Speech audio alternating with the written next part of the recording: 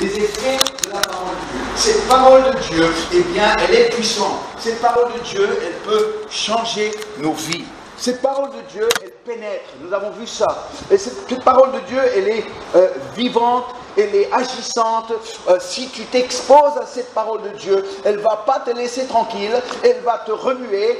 Comme on a vu la semaine dernière. Vous vous souvenez du message de la semaine dernière? Je ne m'attends pas trop à ce que vous me dites. Ah oui, c'est vrai, c'était le miroir. Est-ce que vous vous souvenez? Le miroir.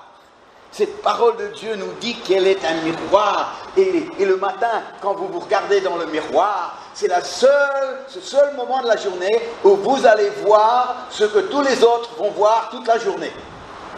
Et si vous prenez pas le temps de vous préparer devant la glace, eh bien toi, tu t'en rendras pas compte, mais les autres, ils vont dire, écoute, il n'a pas fait ses cheveux aujourd'hui.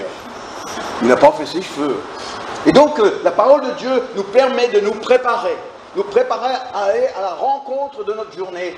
Elle est là pour nous aider à aller à la rencontre de l'être humain. Elle est là pour nous aider à aller à la rencontre de Dieu et de sa volonté pour nos vies. Ça, c'était la semaine dernière, le miroir, la parole de Dieu, le miroir.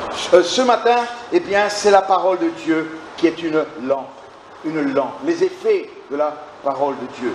Alors, l'apôtre Paul a eu l'occasion d'aller en Grèce. Il est allé en Grèce, à Athènes, à Corinthe aussi.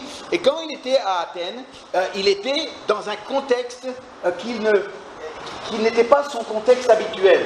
Parce que Athènes, c'était pas comme Jérusalem. Jérusalem, c'était rempli de Juifs qui connaissaient l'Ancien Testament, qui connaissaient Moïse, qui connaissaient les prophètes, qui connaissaient les psaumes. Tandis que quand il arrive à Athènes, eh bien, là, il n'y a que des philosophes grecs. Ils connaissaient Platon, Aristote, Socrate et tous les autres. Ils connaissaient les philosophes. Ils ne connaissaient pas Moïse, ils ne connaissaient pas David, ils ne connaissaient pas l'Ancien Testament. Et alors, comment est-ce qu'il va prêcher? Il ne peut pas citer. Il ne peut pas citer Abraham, il ne peut pas citer le prophète Ésaïe, il peut pas, parce que ce n'était pas une référence pour ceux qui l'écoutaient. Et alors, il va leur parler de l'homme, et il va parler de l'homme qui tâtonne. Et ça, c'est remarquable comme image de l'homme, parce que l'homme tâtonne. Alors on va projeter sur l'écran Acte 17, versets 26 à 28. Et c'est Paul qui prêche aux philosophes d'Athènes et qui dit ceci dans son message. Il a fait que tous les hommes sortis d'un seul sang habitent sur toute la surface de la terre, ayant déterminé la durée des temps et les bornes de leur demeure. Donc il leur dit que c'est Dieu qui a mis en place les limites du temps. Il a voulu qu'ils cherchent le Seigneur et qu'ils s'efforcent de le trouver en tâtonnant, bien qu'il ne soit pas loin de chacun de nous. Car en lui, nous avons la vie, le mouvement et l'être. C'est ce qu'ont dit aussi quelques-uns de vos poètes. De lui, nous sommes la race. On s'arrête là. Il cite des poètes des Grecs, il cite des philosophes des Grecs, parce qu'ils voulaient communiquer dans des repères culturels qu'ils avaient eux. Et là, il parle de l'homme qui cherche Dieu en tâtonnant. Un homme qui tâtonne. Un homme, pourquoi est-ce qu'un homme tâtonnerait? Eh bien, il y aurait peut-être pour deux raisons. Un, qu'il est malvoyant. Donc, s'il est malvoyant, eh bien, il cherche un peu son chemin. Vous voyez une canne blanche dans la rue, eh bien, il tâtonne avec sa canne blanche pour retrouver le trottoir, pour retrouver la route, pour pouvoir la traverser, pour retrouver, là, il y a un passage piéton. Il tâtonne avec sa canne parce qu'il ne voit pas. Mais l'autre contexte où un homme tâtonne, c'est quand il est plongé dans l'obscurité. Et là, il n'y a pas de lumière. Et alors, il essaie de trouver la porte pour pouvoir sortir de cette obscurité. Et alors, il tâtonne, il cherche peut-être un interrupteur, il cherche une porte, une fenêtre, il cherche quelque chose qui va lui permettre soit de sortir, ou bien au moins de laisser entrer de la lumière. C'est une belle image de l'être humain qui, dans sa tête et dans la confusion, si j'allais faire un micro-trottoir aujourd'hui et je posais la question aux gens et je dis mais comment est-ce qu'on trouve Dieu? Ben, il n'y en a pas beaucoup qui sauraient me répondre. Ah, il dirait va à l'église, assiste à une cérémonie, essaie de prier. Comment est-ce qu'on trouve Dieu? L'homme ne sait pas trouver Dieu, il ne sait pas chercher Dieu, il ne sait pas où chercher Dieu. Et c'est pour ça qu'il est tâtonnant, il est dans l'obscurité, il est malvoyant, il ne voit pas clair. Et cet homme a besoin d'être guidé. Si il est tâtonnant, s'il est malvoyant, s'il est plongé dans l'obscurité, eh bien il a besoin de la lumière, il a besoin d'un guide qui va pouvoir dire maintenant c'est dans cette direction-là qu'il faut aller pour t'en sortir. Un guide. Est-ce que vous avez besoin d'un guide? Et c'était dans cette conversation que j'ai eue avec cet homme la semaine dernière. Et lui, il me disait, j'ai besoin d'un guide. Je veux savoir comment maintenant avancer et entrer dans tout ce que Dieu a dit. On a besoin de bons conseils. Moi, j'ai besoin de bons conseils. Je crois que toi, tu as besoin de bons conseils. Pas vrai? Il n'y en a pas beaucoup qui diraient, ah non, je n'ai pas besoin de bons conseils. Moi, je me souviens, j'ai pris une leçon qui m'a servi toute ma vie. Je ne l'ai jamais oublié, cette leçon. J'avais 19 ans. J'étais étudiant à la fac. J'avais, avec mon père, acheté ma première voiture. C'était une petite Honda, 2 cylindres. Elle ne roulait pas très très vite, mais c'était vraiment une voiture de grand-mère. C'était une voiture de grand-mère. Et elle marchait bien, elle ne me coûtait pas cher, et j'étais content d'avoir des moyens de transport. Mais il y avait un problème avec la voiture, c'est qu'elle n'avait pas l'allure d'une voiture de jeune. Et ça m'embêtait. Ça m'embêtait vraiment. Parce que, voilà, les jeunes... 19 ans. Je regardais ma voiture de grand-mère. J'ai dit, écoute Vincent, tu sais, tu peux faire mieux que ça. Alors, j'ai vendu ma voiture. J'étais maintenant très loin de chez mes parents. Je prenais mes propres décisions. J'ai vendu ma voiture. Et j'ai commencé à chercher dans les petites annonces une autre voiture qui avait un peu d'allure. Et j'en suis tombé sur une. Avec un look sport. Il y avait une antenne qui partait du capot jusqu'à l'arrière. Une grande antenne flexible. Et quand je la lâchais, elle faisait ting. J'aimais bien. Et elle avait des bandes de chaque côté et 2 bandes sur le capot. Un jeune la vendait et c'était pas cher. Alors, avec l'argent que j'ai eu pour la vente de ma petite voiture de grand-mère, eh bien, j'ai acheté cette voiture. Oh là là! Je suis allé au groupe de jeunes de l'église, vous voyez, avec ma voiture et tout le monde. Bien. Et surtout que comment on appelle ça? L'échappement. Le pot d'échappement était chromé. Et puis le moteur, il avait un bon rond. Tout bon. Et alors j'étais content, j'étais fier. Les jeunes voulaient venir avec moi dans ma voiture. Et puis on peut aller avec toi, ça, vous voulez aller. Venir, je conduisais ma voiture. Sauf que quelques semaines plus tard, elle est tombée en panne. Et puis la panne, elle m'a coûté cher. Oh là là, l'autre jeune, il m'a vendu sa panne. Ça, c'est pas bien. Donc, ça m'a coûté cher. Mais bon, qu'est-ce que tu veux? Il faut réparer une voiture, hein. Et alors, j'ai réparé une voiture. Quelques jours plus tard, après la réparation, je reçois un courrier, lettre recommandée avec accusé réception. C'était un huissier qui voulait faire une saisie sur la voiture, parce que le jeune qui m'avait vendu la voiture devait déjà beaucoup d'argent sur cette voiture qu'il n'avait pas remboursée. Et que maintenant, il avait filé une voiture qui n'était pas à lui. Et il avait un grand crédit, et que maintenant c'était à moi de payer le crédit. Qu'est-ce qui se passe? Qu'est-ce qui se passe? Et alors, il y a quelqu'un, quand j'ai expliqué mon problème, il m'a dit, je connais un avocat, tiens, tu l'appelles, tu as besoin de conseils. Je dis, j'ai besoin de conseils. Et puis il m'a dit, il planque la voiture sur un parking de centre commercial. Cache-la. Mais là, pour qu'on ne la voit pas. Et après, on discute. Alors, on dit, donc, ok, mais c'est bon conseil. Alors, tout de suite, centre commercial, j'ai plaqué la voiture, j'ai dit, j'espère qu'ils ne vont pas trop la voir parce que... Et puis finalement, eh bien, on a réussi à retrouver le jeune et puis interpeller le jeune, le père pas content du tout de ce que son fils avait fait. Et finalement, le papa a sorti son chéquier, il a réglé ce que son fils devait sur la voiture. Les huissiers, ils m'ont laissé garder la voiture, l'affaire a été réglée. Vous savez ce que j'ai fait? J'ai tout de suite vendu la voiture et j'ai acheté une petite voiture de grand-mère. J'ai tiré de ça une grande leçon. Si seulement j'avais mon tonton, mon oncle, qui était mécano, s'il était avec moi, s'il m'avait conseillé, s'il avait lui regardé sous le capot, eh bien il m'aurait dit surtout n'achète pas ça.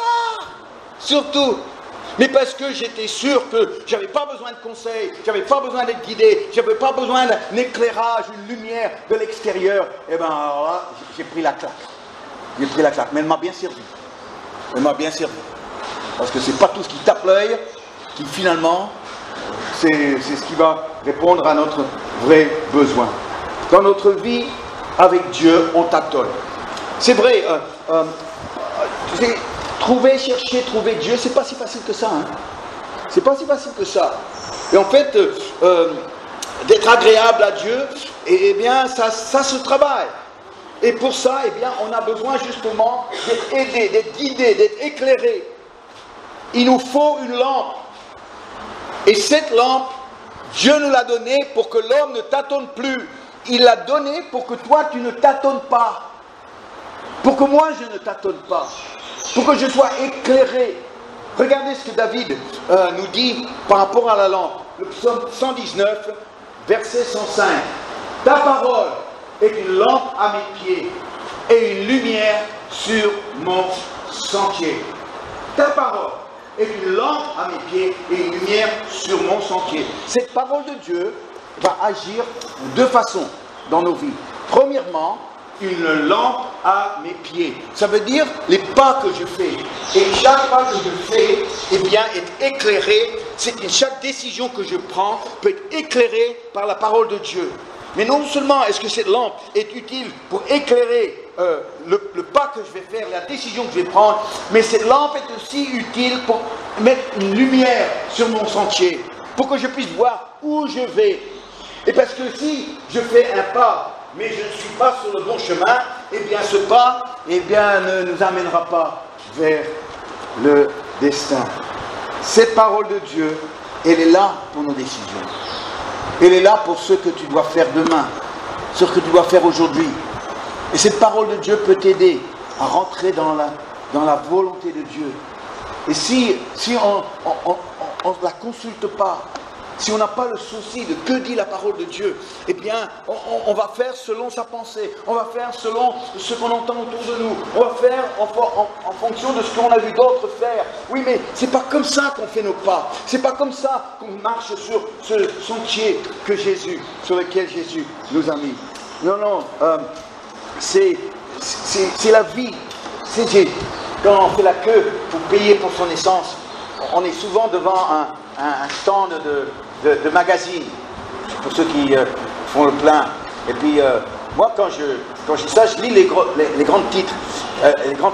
Et ce que j'ai remarqué, c'est Psychologie, la revue Psychologie, vous connaissez peut-être, revue Psychologie, et bien tous les thèmes qu'ils choisissent, ce sont des thèmes de tous les jours, de toi et moi, qui intéressent tout le monde, sinon ils ne vendent pas. Et puis, je suis allé sur leur site pour voir un peu les thèmes qu'ils traitent, pour dire quelles sont les questions que les gens se posent, quels sont les domaines où les gens tâtonnent. Et puis, je vais vous en donner quelques-uns. Et chaque un des titres de psychologie, je peux vous dire que la Bible a une réponse à chacun des titres. Premièrement, quel sens donner à sa vie? Sortir du cercle infernal de la jalousie. Comment faire son deuil? Avoir confiance en soi, personnalité anorexique, j'étais un mari violent, il m'a fait un bébé dans le dos, rebondir après un chagrin d'amour, s'entendre avec son ex, personne ne m'aime, accepter le haut et les bas. La Bible elle a quelque chose à dire sur chacun de ces sujets, si ça vous intéresse. Pardonner pour se libérer. Donc tout ça, là il y a un éclairage, si vous le voulez. Et c'est cet éclairage que nous avons à travers la parole de Dieu. Il y en avait seulement un où j'ai dit ça, je vais avoir du mal. C'était coup de foudre, pouvons-nous tous être frappés. Et je ne suis pas sûr que là, la Bible a quelque chose à dire sur le coup de foudre, mais bon. Dans tous ces domaines, l'homme tâtonne, sinon, psychologie ne vend pas sa revue. Mais dans tous ces domaines, n'achetez pas psychologie. Dans tous ces domaines, allez chercher la réponse dans la parole de Dieu. Et là, vous allez être dans la lumière, dans la lumière. Paul, quand il voulait parler d'Abraham, il voulait parler de l'homme qui était juste aux yeux de Dieu. Mais il abordait la question, mais pourquoi est-ce qu'il était juste aux yeux de Dieu?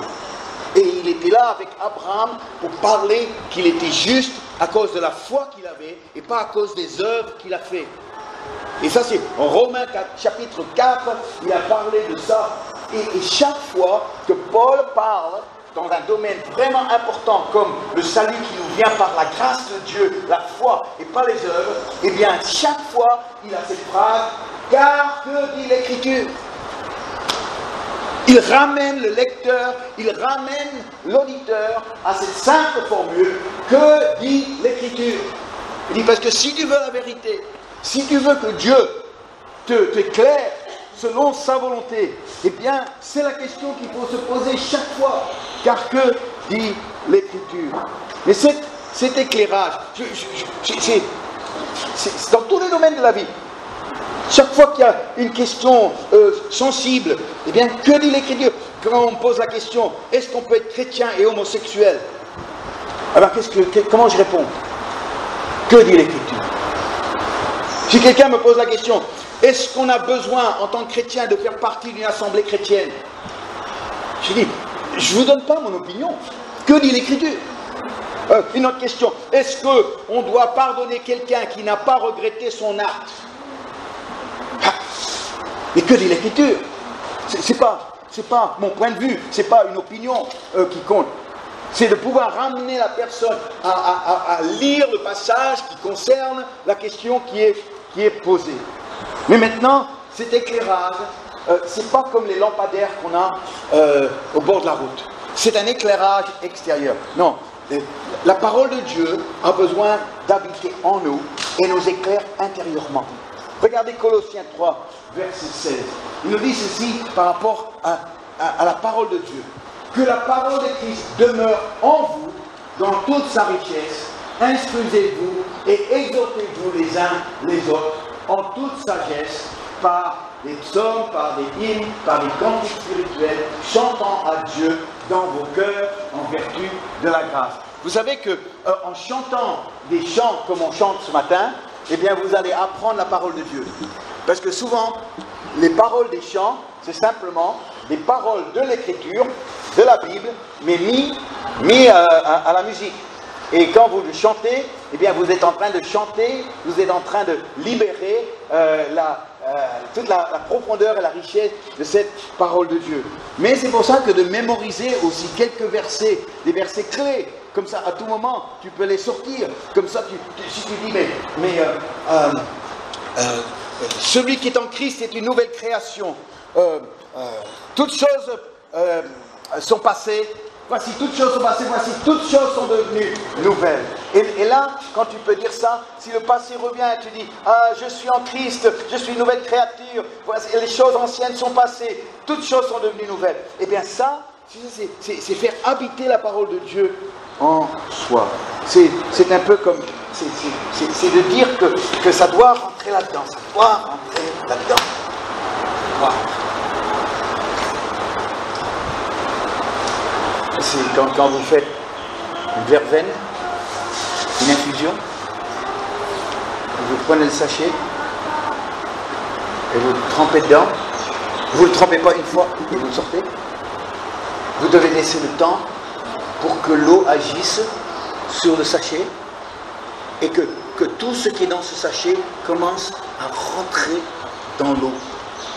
Parce que le but de ça, c'est que ce qui est dans le sachet, maintenant doit rentrer pleinement dans l'eau pour changer l'eau.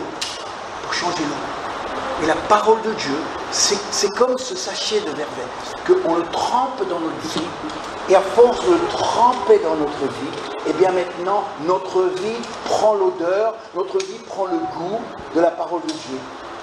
Et quand je parle de ça, je parle d'avoir cette sagesse.